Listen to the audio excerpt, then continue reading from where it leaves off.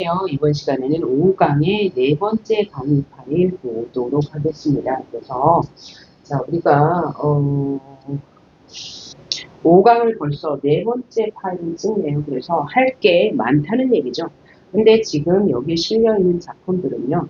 각 시대사별로 꼭 알아둬야 할 교과서에서 빈출하는 작품만 모아놓은 것이고요. 그것을 해석하는 방법, 상황, 정석, 태도를 아는 거니까 좀 힘들 수 있으나 지루할 수도 있죠. 그런데 지루할 때는 1.5배속 이렇게 들으면서 꼭 들어보시길 바랍니다. 다시 당부드리면서 네 번째 강의 시작할 텐데요. 부조리한 전쟁에 관한 세계관.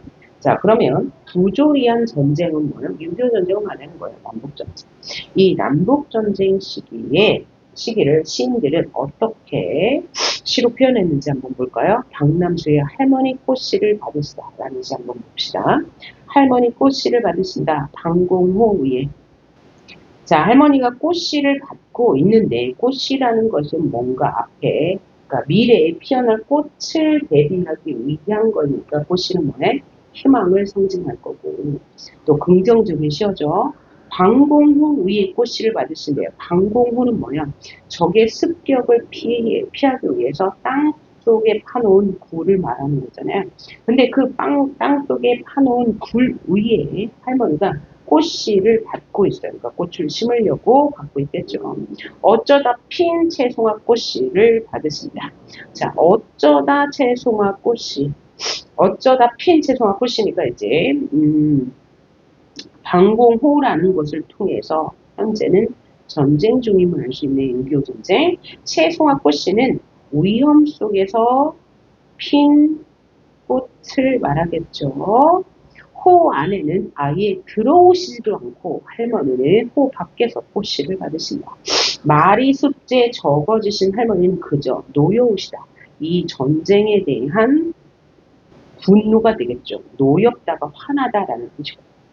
진작 죽었더라면 이런 꼴 저런 꼴 다 보지 않았으련만 이건 뭐예요? 할머니의 대사. 않았으련만 그랬더니 누가 대답하기를 글쎄 할머니 그걸 어쩌란 말씀이셔요 라고 했어요. 그래서 여기는 지금 대화를 할머니와 화자의 대화를 직접 인용했다 라고 할 수 있고 직접 인용했으니까 대화체이면서 대화 구조인 거죠. 대화 구조. 되어지면서 대화 구조입니다. 숫제 말이 적어지신 할머니의 이 분노는 풀 수는 없었다. 할머니 꽃씨를 또 받으신다. 이젠 지구가 깨어져 없어진데도 할머니는 역시 살아계시는 동안 꽃씨를 받으시리라. 그러니까 할머니는 이 전쟁과 폭력이 이어지는 속에서도 희망을 놓지 않고 있네요. 자, 여기서 방공호는 아까 전쟁을 의미한다고 했고 채송화 꽃이 위험에 노출되어 있는 존재죠. 그리고 이런 꼴 저런 꼴은 무엇을 의미해요? 전쟁의 참혹한 상황들을 의미하겠죠. 할머니가 말한 이런 꼴 저런 꼴. 그렇죠? 전쟁의 참담함이 될 것 같고요. 노여움 전쟁에 대한 분노, 꽃이 희망이라고 보고요. 또 표현법을 봅시다. 표현법 뭐가 있을까요? 반복이 눈에 띄어요. 뭐에 대한 반복입니까? 할머니가 꽃씨를 받으신다. 꽃씨. 채송화 꽃씨를 받으신다. 꽃씨를 받으신다. 또 꽃씨를 받으시리라. 꽃씨를 받으신다. 라는 유사구절의 반복을 통해서 주제를 강조하고 있죠. 꽃씨를 받으신다. 그러면 주제가 뭔데요?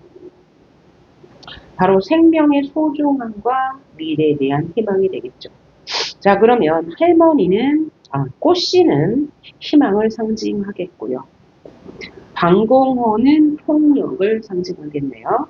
할머니가 이런 꼴 저런 꼴 안 보고 죽어야지 라고 했더니 내가 그걸 어쩌란 말씀이셔요 라고 했어요. 그래서 태도가 어쩌다고요? 상반돼요.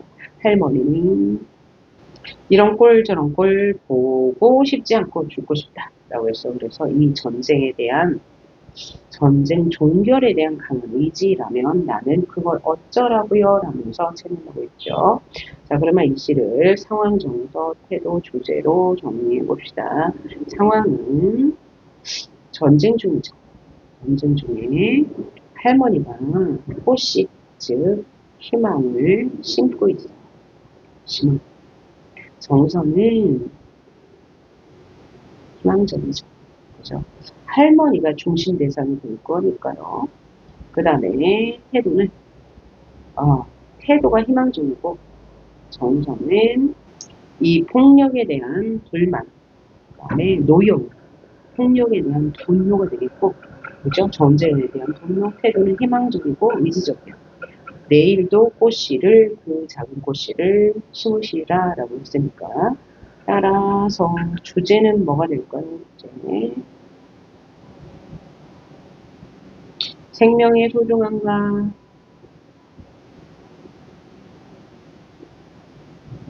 미래에 대한 희망이 주제가 될 거예요. 특징은요, 유사한 구절의 반복을 통해서 주제를 강조하고 있고요. 그 다음에 광공무와 꽃이라는 대조적인 시를 통해서 주제를 또 강조하고 있고, 그 다음에 대화책, 그죠? 대화책을 활용해서 인물의 정서와 태도를 강조한다라고 보면 될 것 같네요.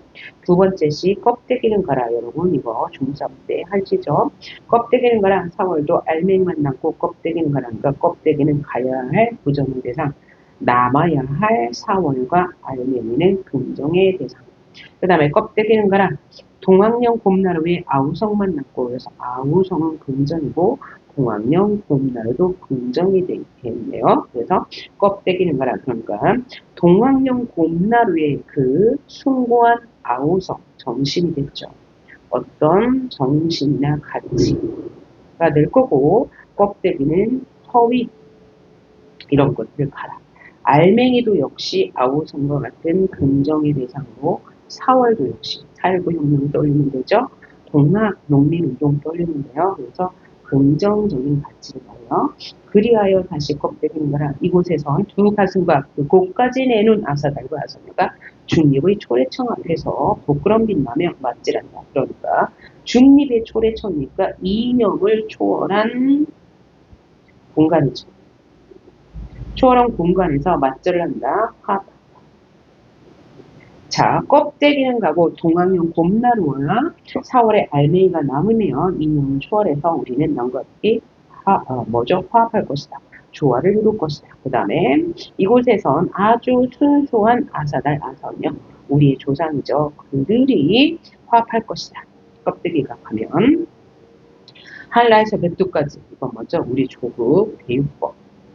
우리 조국이 향그러운 흙가슴 긍정이네요. 그 모든 세붙이는 거라. 그래서 세붙이는 폭력. 그러면 부드러운 흙가슴은 폭력에 반대된 평화가 되겠죠. 그래서 이것도 이제 전쟁에 대한 전쟁과 부정적인 이념에 대한 저항 정도로 볼 수 있겠네요. 그래서 화자는 지금 어떤 상황이에요? 뭘 생각해요? 화자는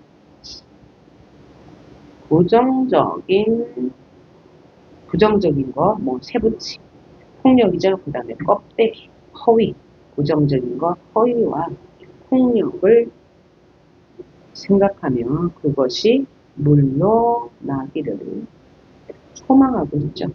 그래서 정부는 의지적, 가라, 명령적으로 주니까 의지. 태도가 의지적이고, 정서는 희망을 품고 있다. 왜요? 이 껍데기가 가면 중립의 초래청 앞에서 아사달과 아사녀가 그죠? 맞절을 한다고 했으니까 희망을 그린. 그러면 주제는요. 순수한 정신이 회복되기를 기원한. 그래서 순수한 정신이란 그 화자가 긍정적으로 생각하는 거니까 평화가 될 수도 있을 거예요. 자, 그럼 다음 시를 볼게요. 이중섭의 방에 와서 섭섬이 보이는 방. 자, 이 시는 상황을 잘 이해하셔야 되는데요. 섭섬이 보이는 방에 나이덕이라는 시인이 와서 자, 시적 화자가 되어 섭섭이 보이는 방에서 살던 이중섭의 방에 와서 이중섭의 삶의 소재가 돼서 그러니까 시적 대상은 이중섭의 삶이에요. 이중섭의 삶을 회상하고 이중섭의 삶에 대한 안타까움, 그 다음에 이중섭의 꿈에 대해서 이야기하고 있습니다. 그러니까 화자는 이중섭이 살던 제주도에 있는 작은 방에 와서 이중섭의 삶을 생각하면서 그에 대해 안타까워하고 있고 이중섭의 꿈에 대해서 생각하고 있는데요. 그럼 이중섭은 어떤 사람이냐? 이중섭은 일제강점기에 살았던 사람이고 그의 아내가 일본인이었다고 합니다. 그래서 전쟁이 발발하자 전쟁의 피해가 조금 그래도 덜 미치는 어디 제주도에 가서 살았다고 합니다. 그런데 제주도에 가서 살다가 전쟁 중기쯤 돼서 1930년대쯤 돼서 아니면 후기가 될 수도 있겠네요. 전쟁 후에. 어쨌든 전쟁이 끝나기 전에 그의 아내가 일본인이잖아요. 그래서 이 일본인 아내와 그의 자식들이 일본으로 떠났다고 합니다. 그래서 이 이중섭의 이 방은 뭐냐면 이중섭의 아내가 일본으로 가기 전에 그래도 가난하지만 행복하게 살고 그 다음에 그들의 꿈이 있었던 방에서 느끼는 이중섭의 삶에 대한 연민과 안타까움을 부르고요. 예, 그 후에 이중섭은 이 떠나간 가족들을 그리며 앓다가 돌아가셨다고 합니다. 이중섭의 직업은 화가입니다. 화가. 그래서 이 나이덕이라는 시인이 이중섭이 살던 방에 와서 이중섭의 삶을 소재로 쓴 시라고 생각하면 되는데 이중섭의 삶에 대해서 안타까움을 느끼고 그의 꿈에 대해서 높은 가치를 줍니다. 한번 봅시다. 서귀포 언덕 위 초가 한 채, 서귀포니까 제주도죠. 그러니까 초가집 한 채, 여기 누가 살던지 이중섭이 살던지, 그러니까 이중섭은 대단히 굉장히 궁핍한 삶을 살았구나 라고 할 수 있고요. 기퉁이 고방, 고방은 뭐냐면 고방, 창고 이런 걸 거예요. 아닌가? 아니면 창고 같은 방, 창고 같은 방. 창고 같은 방을 얻어 아고리와 발가락고는 아이들을 키우며 살았다. 그럼 여기서 아고리는 이중섭의 아내, 이중섭의 일본인 아내예요. 일본인 아내고 발가락고는 이중섭 화가를 말합니다. 아이들을 키우면서 살았다. 두 사람이 누우면 꽉 찬 방보다는 차라리 관에 가까운 그 방에서 아주 좁은 방에서 가난하게 살았어요. 개와 조개를 잡아 먹으면서 살았다. 궁핍하게 살았나요? 아이들이 해변에서 묻혀온 모래알이 버석거려도 밤이면 식구들의 살을 부드럽게 끌어안아 아주 화목한 가정이죠. 조개 껍질처럼 입을 다물던 방, 아주 행복했던 방이죠. 이때는 이중섭의 가족이 행복했던 방. 개를 삶아 먹은 게 미안해. 개를 그리는 아고리. 아주 순수하죠. 순수하고요. 소라 껍질을 그릇 삼아 상을 차리던 발가락꾼. 발가락꾼. 그렇죠? 이 사람도 굉장히 순수하네요. 그리고 서로의 몸을 끌어안아 석회질의 방. 끌어안던 석회질의 방. 방이 너무 좁아서 그들은 하늘로 가는 사다리를 높이 가질 수 있었다. 자, 방이 너무 좁은데 하늘로 가는 사다리를 가졌다. 이건 뭐죠? 하늘로 가는 높은 사다리는 바로 가난하기 때문에 뭘 가졌다? 꿈. 하늘로 가는 꿈을 가질 수 있었다. 꿈속에서나 그림 속에서 아이들은 새를 타고 날아다니고 복숭아는 마치 하늘의 것처럼 탐스러웠다. 자, 이상색. 그죠? 그들의 이상세계. 꿈은 아주 탐스러웠다는 얘기예요. 총소리도 거기까지 따라오지 못했다. 여기서 총소리는 바로 전쟁을 말할 거예요. 이때 당시 전쟁. 배경으로 하기 때문에 전쟁. 6.25 전쟁이 제주도까지는 미치지 못했다. 섭섬이 보이는 이 마당에서 어떤 섬이 보이는 이 마당에서 이 가족이 행복하게 꿈을 꾸며 살았다. 서로를 위해주면서 서러운 햇빛에 눈부셔 한 날 많았더라도 그러니까 서러운 햇빛인 가나이라고 하면 될 거고 눈부셔한 날, 좀 힘든 날이 많았더라도 은박지 속의 바다와 하늘, 즉 개와 물고기는 아이들과 해질 때까지 놀았다. 개가 아이의 잠지를 누고 아이는 물고기의 꼬리를 잡고 물고기는 아구리의 손에서 파닥거리던 자연과 함께 했던 가족들. 그 행복조차 길지 못하리라는 걸 아구리와 발가락부는 알지 못한 채 살았다. 그러니까 행복이 길지 못한 거죠. 결국 왜요? 이 일본인 아내와 일본 아이들이 일본으로 갔기 때문에 그죠. 그래서 혼자 남겨졌죠. 이중자는. 그래서 빈 조개 껍질에 새든 호랑깨처럼 이들은 살았다. 라는 거예요. 그래서 이 시에서 느껴지는 건 뭐예요? 이중섭의 삶에 대한 연민과 안타까움이 느껴지고 이중섭의 꿈에 대해서도 느껴지죠.